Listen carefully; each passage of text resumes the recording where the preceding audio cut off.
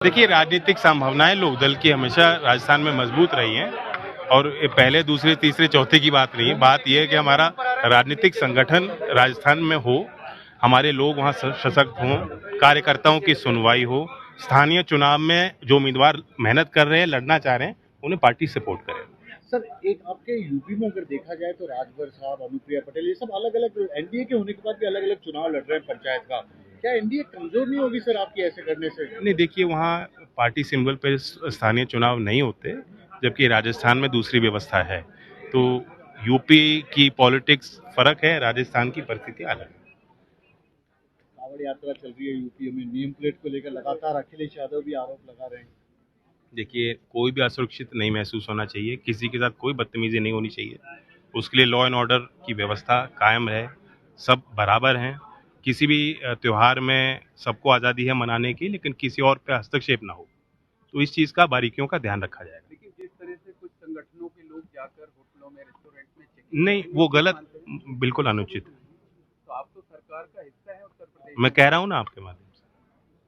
Sir, western UP पूरा काफी दबदबा आपकी पार्टी का, क्या आपका प्लान है? क्या यूपी चुनाव अलग लड़ेंगे? क्योंकि आपके अभी हमने नहीं, ऐसा कोई हमने नहीं। हमने बिहार में देखा था, आपके एनडीए के एक साथी वो कह रहे हैं हम अलग लड़ेंगे, केंद्रीय मंत्री होगी। वो उनकी अलग परिस्थिति है, जो हम एनडीए के साथ हैं और जो दायरा, जो जिम्मेदारी मुझे दी है केंद्रीय मंत्रिमंडल में, साथ साथ उत्तर प्रदेश में भी कैबिनेट मंत्री हमारे हैं, तो एक साझी जिम्मेदारी है और साथ ही चुनाव लड़े जाएंगे। बार बार एनडीए की बात करते हैं, मजबूत है आपको लग रहा है? क्योंकि बिखराव नजर कहीं ना कहीं सर कुछ देखो, बिखराव कुछ छोटे दल कुछ नजर आ रहे स्टूडियो में हो रहा है। अभी आप रिजल्ट आ जाने दो, बिहार में पता लग जाएगा क्या नतीजा आएगा।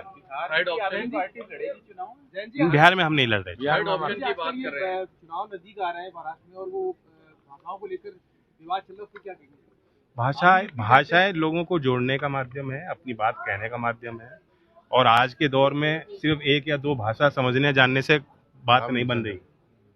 हमारे पहले लोग बहुत तरह की भाषाएं जानते थे, समझते थे।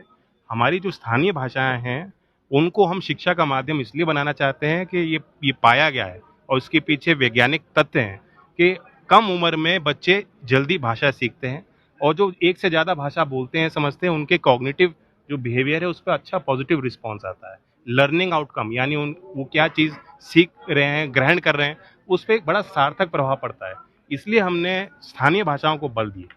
जो हमारी मातृभाषाएं हैं, कई हमारी भारत में भाषाएं बोली जाती हैं और पूरी आज़ादी राज्यों को दी है। कोई भाषा किसी पे थोपी नहीं जा रही। ये जरूर है कि आप फर्स्ट टू फिफ्थ तक कम से कम 2 स्थानीय भाषाओं को आप आगे बढ़ाएंगे और ये 3 लैंग्वेज फॉर्मूला का हिस्सा है। इसमें कोई कनेक्टिंग भाषा नहीं है। ये नहीं कहा गया कि आप सबको इंग्लिश सिखाइए, ये नहीं कहा गया कि आप सबको हिंदी सिखाइए।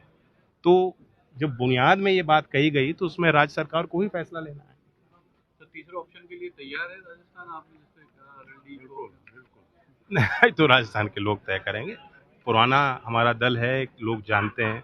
चौधरी चरण सिंह जी की बहुत श्रद्धा करते हैं, बहुत लोग प्यार करते हैं। जब भी मैं आता हूँ बहुत उत्साहवर्धन होता है। मेरी भी कोशिश है, मैं नागौर आया था तो मैंने कहा था कि नागौर की कोई फाइल आएगी तो मुझसे मना नहीं किया जाएगा। तो मेरा भी दिल नर्म होता है, राजस्थान का कोई चीज़ आती है मेरे सामने तो स्वाभाविक है मेरी भी कोशिश है कि राजस्थान में तेजी से काम हो, विकास हो। अध्यक्ष और विधायक के बीच में कुछ दूरियां चल रही है हमारे दल में ऐसा तो नहीं।